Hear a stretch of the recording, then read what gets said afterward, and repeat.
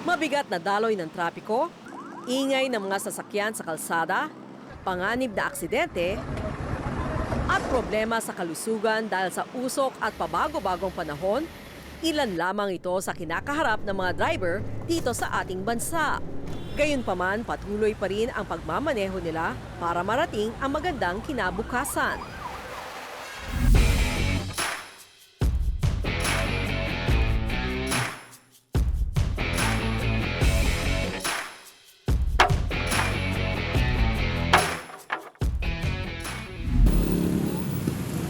Dito sa Nai, Cavite, pag-aalaga ng hayop ang pangunahing pangkabuhayan ng mga tao.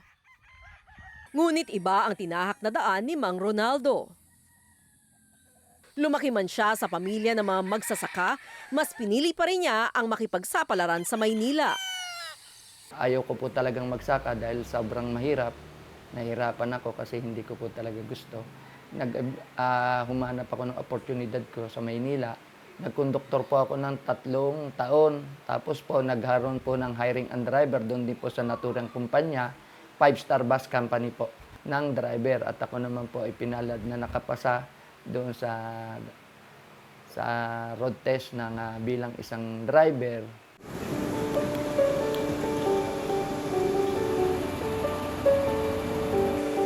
Pinansyal kami ni Mang Ronaldo kung saan siya nagtatrabaho. Kasi nga po meron akong... Kwento niya, hindi biro ang kanyang pinagdaanan bilang isang tsuper. Mahirap po ba maging isang driver? Sa akin po, ang hirap po ng pagmamaneho dahil halos kami 18 to 16 na oras tumatakbo sa karsada. Dire-diretso po yun? Opo, nagpapahinga lang po kami pag nasa terminal, makapahinga kami ng 1 hour, ganon. Mabuti po ngayon, aircon, noon po kasi ordinary, sagap nyo lahat yung bakterya. Kinuwento ni Mang Ronaldo ang malagim na nangyari sa kanya noon. Bigla na lang siyang nakaranas ng pananakit ng ulo ng mga oras na iyon. Taong 2000, tuluyan na siyang isinugod sa ospital at doon nakumpirma niya na siya ay may encephalitis. Ang encephalitis ay pamamaga ng utak na maaaring dulot ng impeksyong pumapasok sa utak o ng pagkakamaling pag-atake ng sariling immune system sa utak. Nakuha ko raw po yun sa usok, sa kapwa-tao, nagalo-halo, pinagsama, pumunta sa utak, naging encephalitis. 7 araw na comatose si Mang Ronaldo at dahil dito, tinaningan na raw ng mga doktor ang kanyang buhay. Sinabi po ng doktor sa pamilya ko, pag hindi pa nagising yan ng alas 6 ng Sabado, pasensya na po kayo. Nagising po ako ng 5:30, kalahating oras na lang. Pay It Forward got in touch with Dr. Ava Easton, health scientist, researcher, and chief executive of Encephalitis International, a UK-based non-profit organization. Dr. Easton says certain types of encephalitis can be caused by amoebas living in soil and dust and can enter the body through inhalation, which means one can contract encephalitis by inhaling dust infected by amoeba. Ronaldo's case, she adds, is uncommon but possible. Ayon kay Mang Ronaldo, malaking hamon talaga ito sa kanyang buhay at pati na rin sa kanyang mga magulang. Yun po yung pinakaipon ng parents ko na ibinenta po yung hayop para po makasurvive po ako doon sa gastusin namin sa ospital. Mabuti na lang yung asawa ko may trabaho nung time na yun. Kahit utang-utang lahat, na-survive po namin yung aking bayarin. Health remains one of the most pressing challenges faced by transport workers in the Philippines due to their work conditions.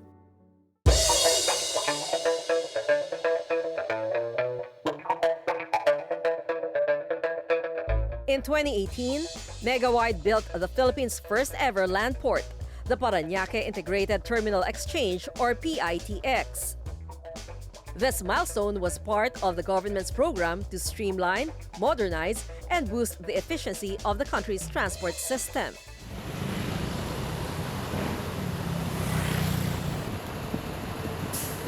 So the vision for PITX is to create a first world transport-centric infrastructure which connects not only the passengers, the transport operators, but also creates a vibrant business ecosystem from the commercial side, on the office towers, and this is like a whole transport cum business hub that we are setting the standard for in the Philippines. Ang landport ay katumbas ng isang airport, pero para sa lahat ng uri ng land transport. Malhi said that before the construction of PITX, most transport workers were independently planning their routes and illegally operating in unauthorized terminals, which makes them vulnerable to illnesses.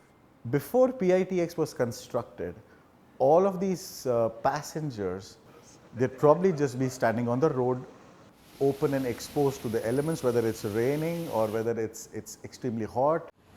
With the introduction of the first landport in the country, PITX created a sense of order in the transport system. So what is in it for the transport workers? Of course, we give them an infrastructure which helps their operational efficiency. They no longer have to fight for their share of passengers. Rather, there is allotted time slots, there's allotted spaces for loading, unloading, and they get their share of business. PITX improved the intermodal connectivity by serving as a centralized hub that seamlessly links provincial and city buses, jeepneys, and railway systems. One of its goals is to make travel more efficient, organized, and commuter-friendly para mas maging madali at komportable para sa mga pasahero ang bumiyahe. Ayon kay Attorney Jason Salvador, Director of Corporate Affairs and Government Relations ng PITX, hindi naging madali ang naging pagtanggap ng publiko sa unang landport sa Pilipinas.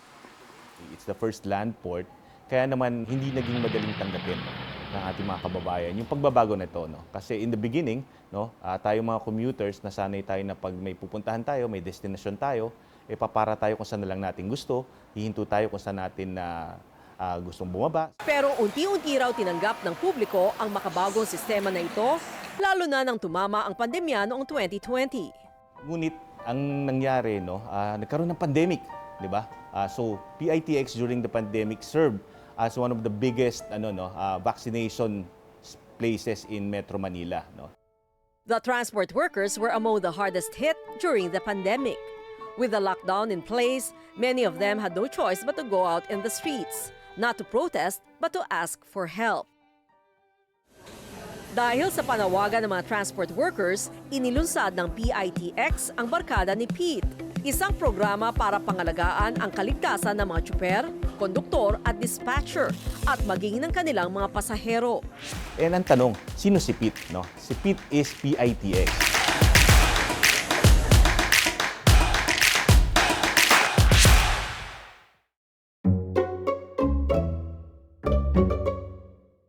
The Parañaque Integrated Terminal Exchange, or PITX, is a symbol of progress for both the transport workers and the public transport users.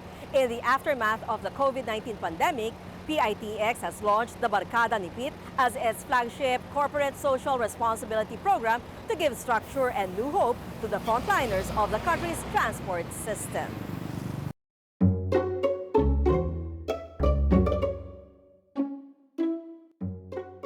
And ang tanong, sino si Pete? Si Pete is PITX. Pete is our caricature. Siya yung mukhang nagsisilbing maglalapit sa amin, sa ating mga kababayan.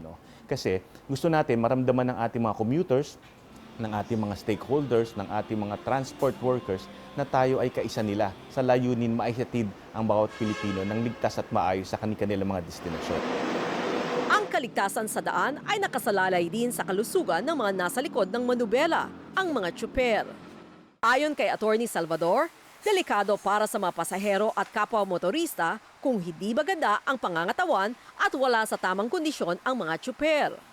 So napakamahalaga sa amin na in tip-top condition yung ating mga tsuper upang sa ganun maihatid nila yung mga pasahero ng ligtas at maayos sa kanilang mga destinasyon.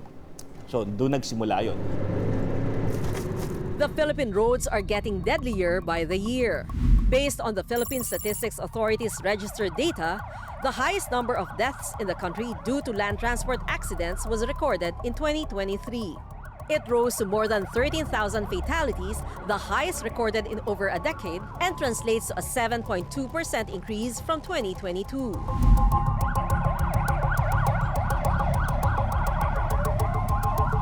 According to Statista, a German-based global data platform, in 2023, 3.39% of road accidents in Metro Manila involved public utility jeepneys.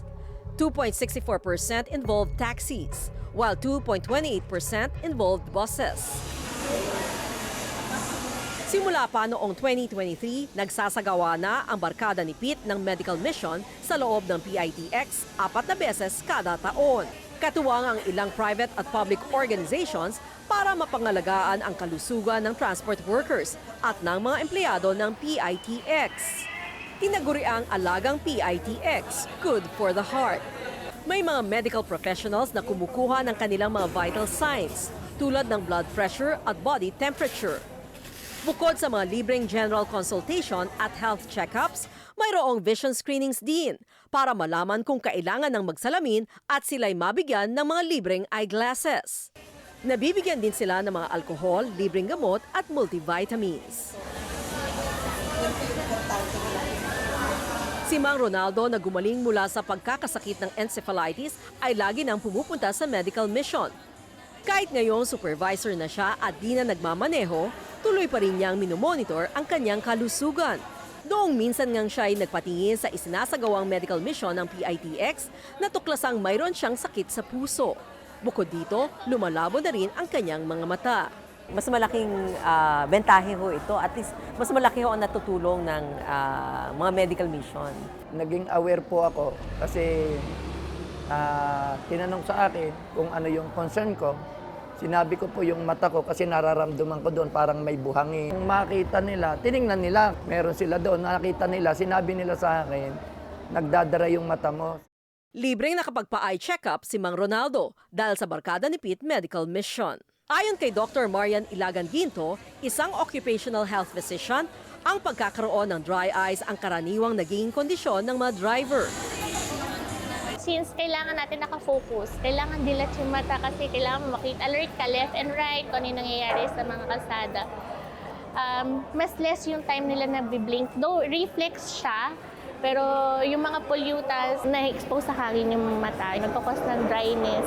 Tapos ang sensation niya usually, ma'am, parang buhangin. Feeling nila lagi sila napupuwing. Mahalaga para sa isang nagmamaneho ang may malinaw na paningin para klarong makapagbasa ng mga karatula at traffic signals.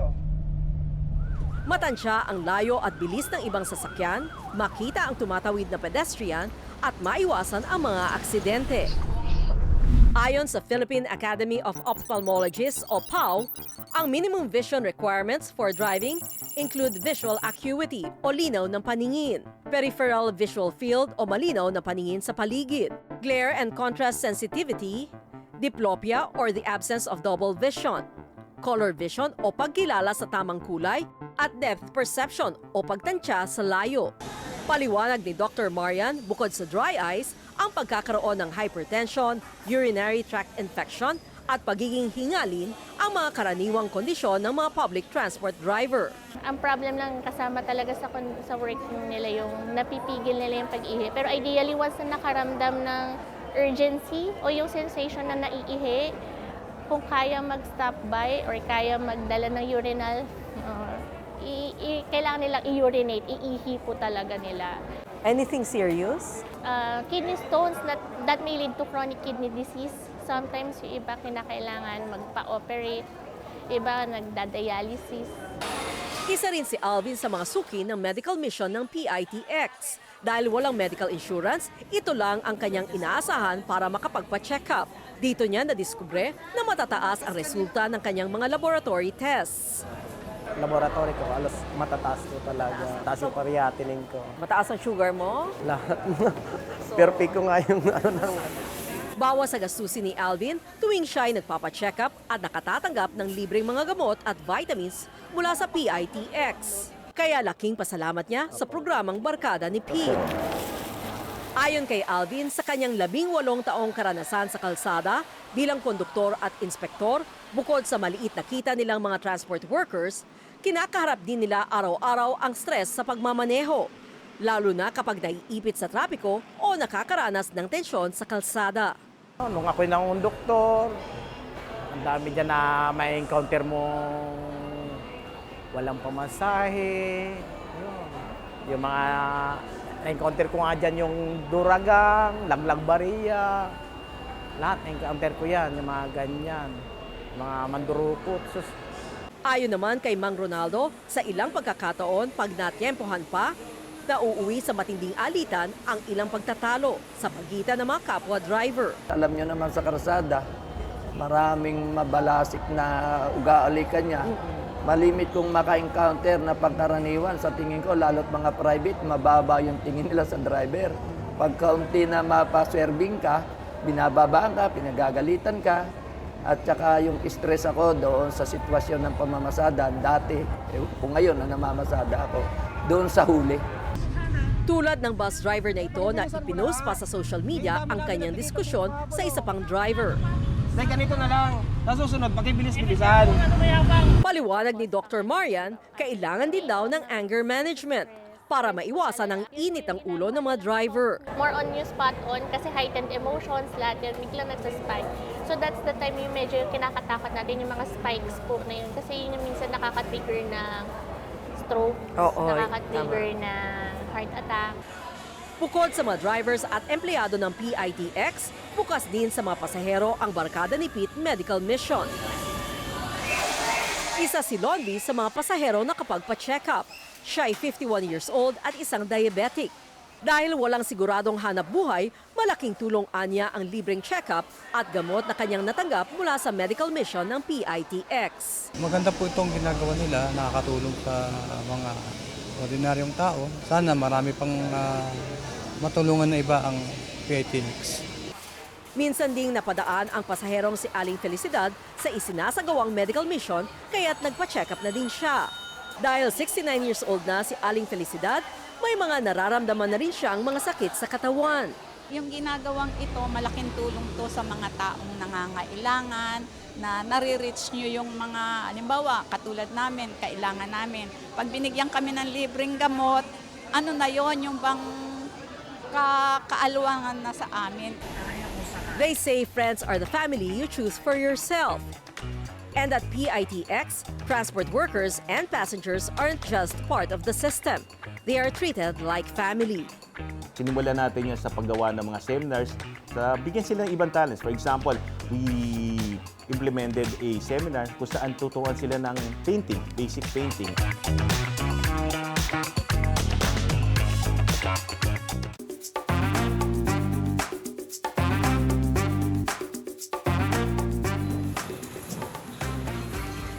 Naitaguyod ni Mang Ronnie ang kanyang pamilya at nakapagpag-graduate ng anak dahil sa kanyang trabaho bilang isang dispatcher.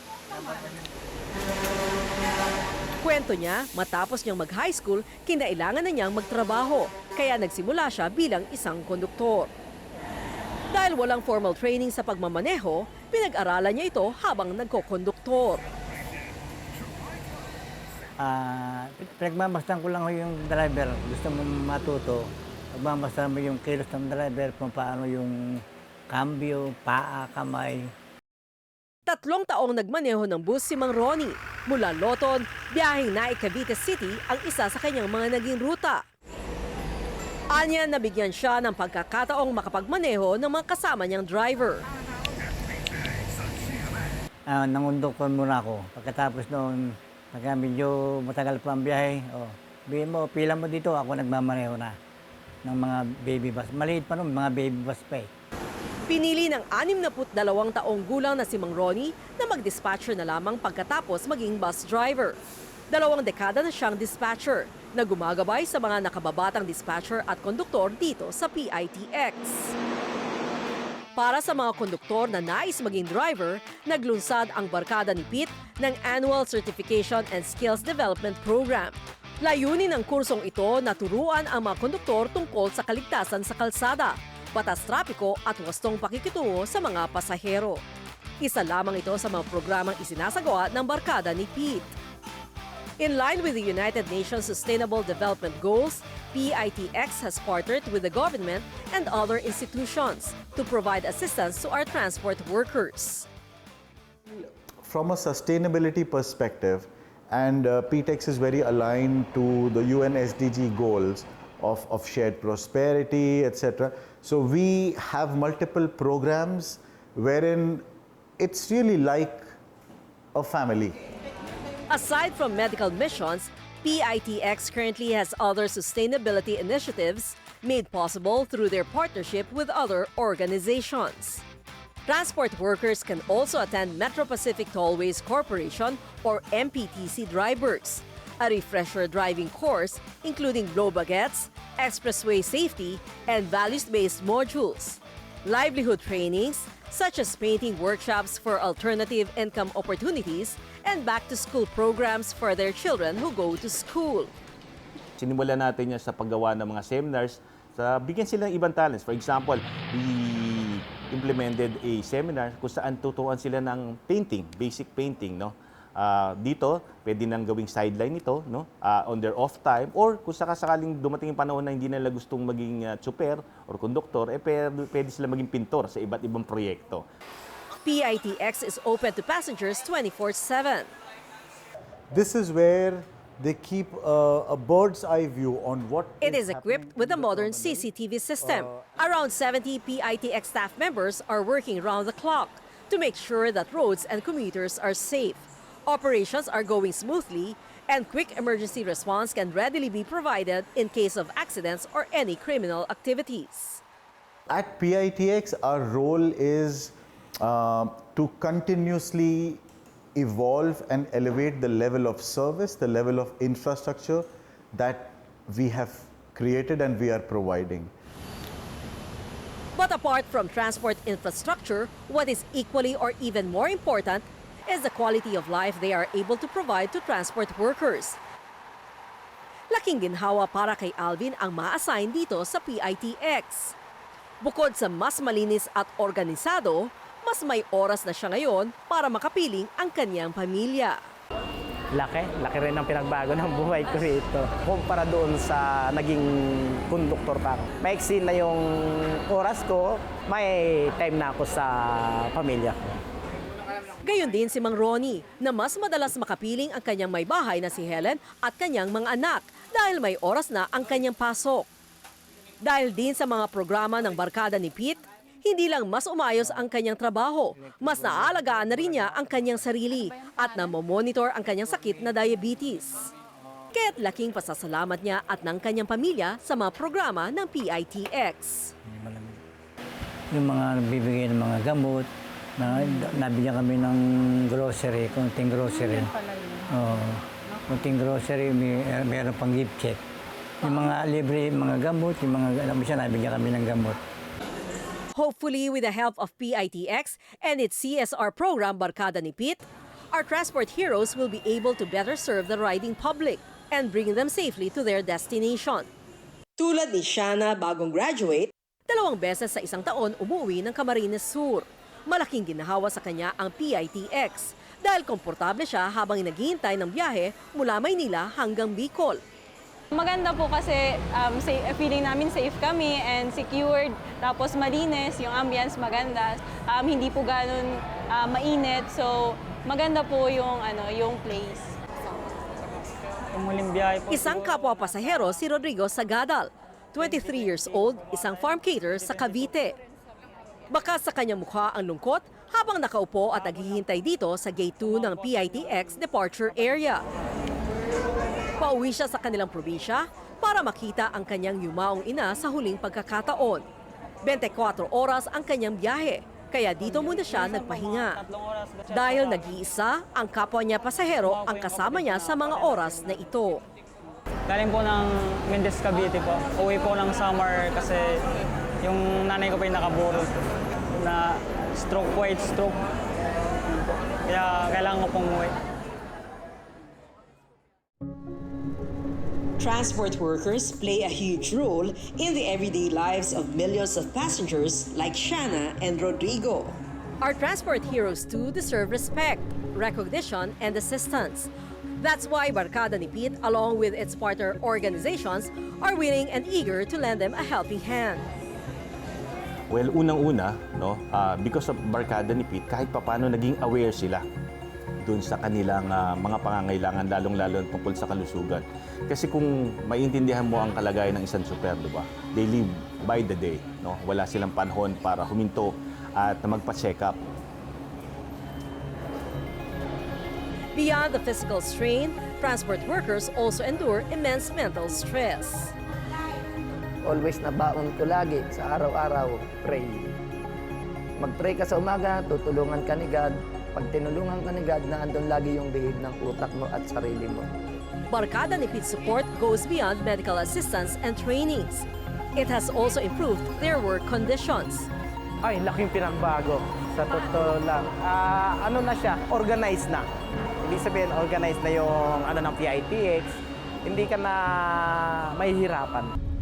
Pero para sa bayani ng kalsada na araw-araw na naghatid sa milyon-milyong pasahero, may paalala si Dr. Marian. Follow po talaga ng traffic regulations. Kasi ma'am, yung iba na pwede naman maiwasan kung talaga sumusunod lang sila sa mga traffic rules. A problem hindi naiiwasan kasi gusto nila lagi silang nauuna. As the country's transport system evolves, the lives of the transport workers are evolving too. And Barkada ni Pete will always be there ready to assist them. I am Maricar Bautista, encouraging everyone to pay it forward and say thank you to our transport heroes.